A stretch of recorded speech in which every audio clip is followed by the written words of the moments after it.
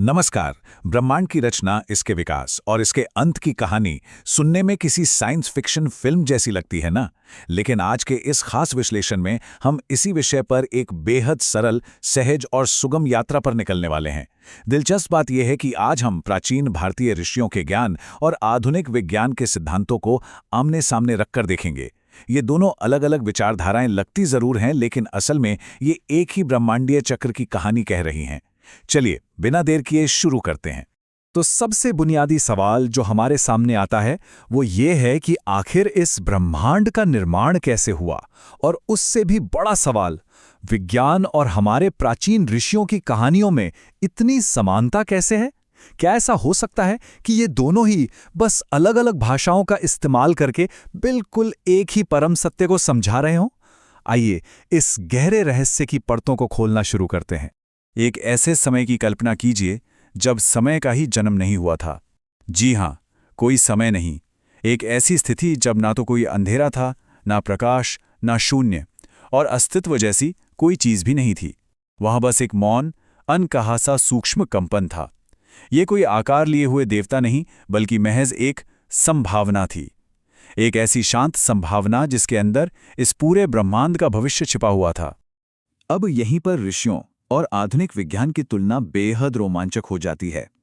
हमारे प्राचीन ऋषियों ने उस सूक्ष्म संभावना, उस शुरुआती अवस्था को ब्रह्म का नाम दिया। और दूसरी तरफ आज का मॉडर्न साइंस उसी अवस्था को समझाने के लिए क्वांटम वैक्यूम या प्री स्पेस रियलिटी यानी अंतरिक्ष से पहले के सत्य की बात करता है। दोनों बिल्कुल इस बात पर सहमत हैं कि सब कुछ शुरू होने से पहले एक निराकार और असीम ऊर्जा का स्रोत मौजूद था। और फिर एक ऐसा पल आया जब उस अनंत संभावना ने मानो खुद को देखा। ऋषियों ने इसे अपनी काव्यात्मक भाषा में ब्रह्म का प्रथम श्वास या पहली सांस कहा। उन्होंने साफ बताया कि यह ब्रह्मांड किसी मिट्टी या गारे से गूंथकर नहीं बनाया गया, बल्कि ये एक अचानक हुए विस्तार का नतीजा था। और विज्ञान की भाषा में हम इसे ही द बिग बैंग कहते हैं। एक ऐसा महाविस्फोट जिसने पलक झपकते ही अंतरिक्ष और ऊर्जा को जन्म दे दिया। अब इस महाविस्फोट के बाद क्या हुआ? इस शुरुआती विस्तार ने प्रकृति के कुछ बुनियादी नियमों को जन्म दिया।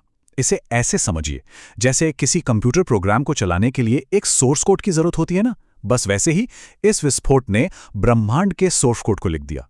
गुरुत्वाकर्षण, ऊर्जा, समय और पदार्थ, ये वो नियम थे जिन्होंने अपना आकार लिया। बहुत ही सरल भाषा में कहें तो इन्हीं नियमों के आधार पर आगे चलकर हमारी पूरी सृष्टि का कामकाज चलने वाला था।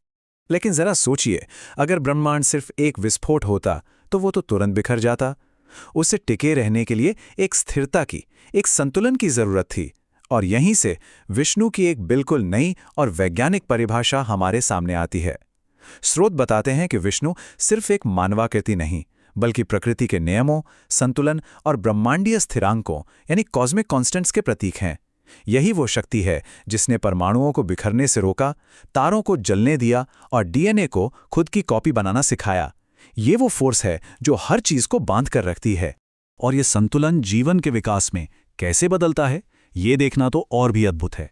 दशावतार की ये जो कहानी है, ये असल में जीव विज्ञान के क्रमिक विकास यानी एवोल्यूशन की एक बेहद खूबसूरत कविता है। शुरुआत देखी मत्स्य अवतार से होती है, जब जीवन सिर्फ पानी के भीतर था। फिर कूर्म, जब जीवों ने पहली बार जमीन को छुआ। उसके बाद वराह यानी शक्तिशाली स्तनधारियों का युग। फिर नृसिंह, जो पशु और मानव के बीच के संघर्ष का प्रतीक है। और फिर वामन, जो शारीरिक रूप से छोटे लेकिन बुद्धिमान प्रारंभिक मानव को दर्शाते हैं, एकदम क्रोनोलॉजिकल। इस जैविक विकास के बाद शुरू होता है मानव समाज और उसकी बुद्धि के विकास का अध्याय।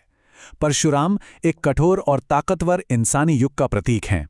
फिर आते हैं राम, जो समाज में नियम और मर्यादा लाते हैं।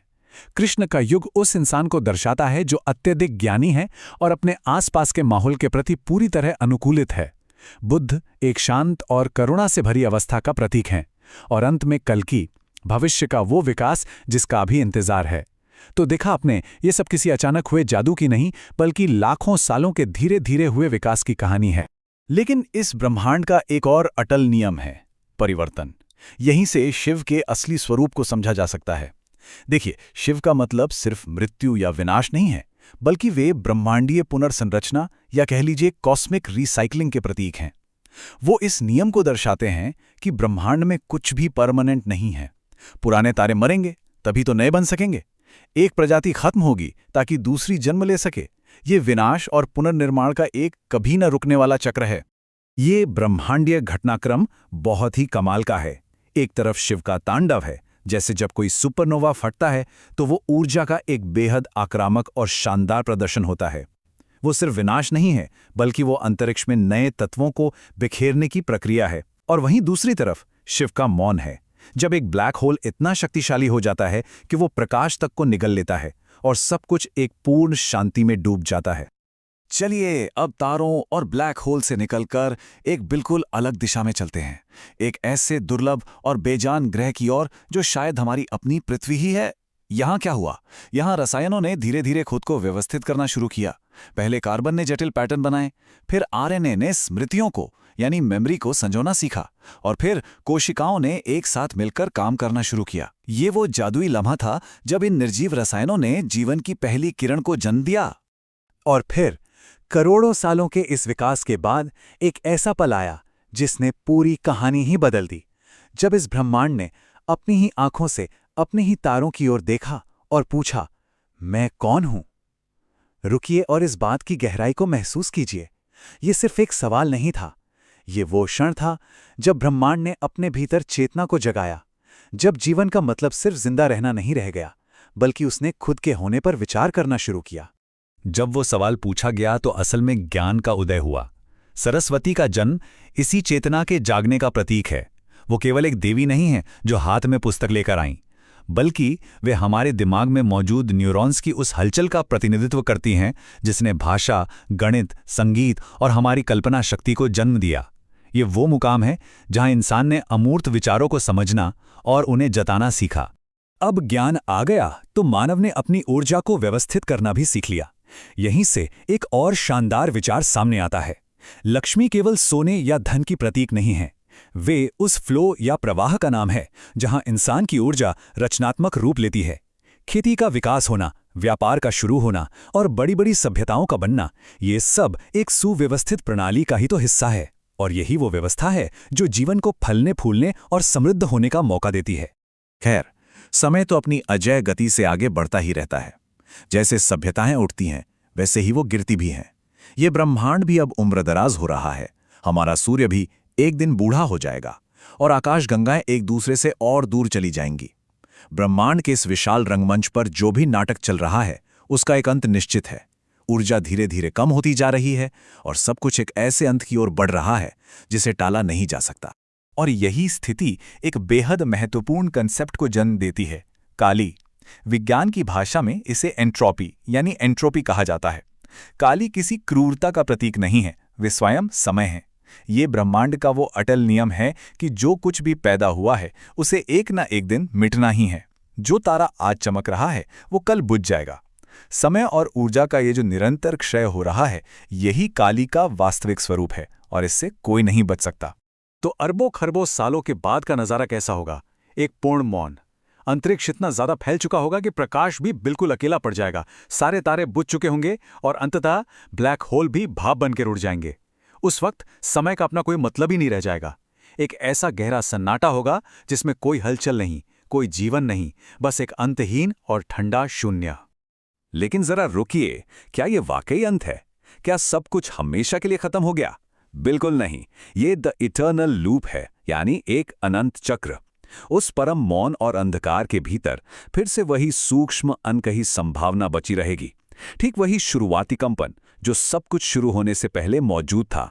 विज्ञान और हमारे ऋषियों का ज्ञान दोनों इस बात की ओर इशारा करते हैं कि उस सन्नाटे से फिर एक विस्फोट होगा, फिर से ब्रह्म जागेगा और ये रचना का चक्र एक बार फिर से चल पड़ेगा।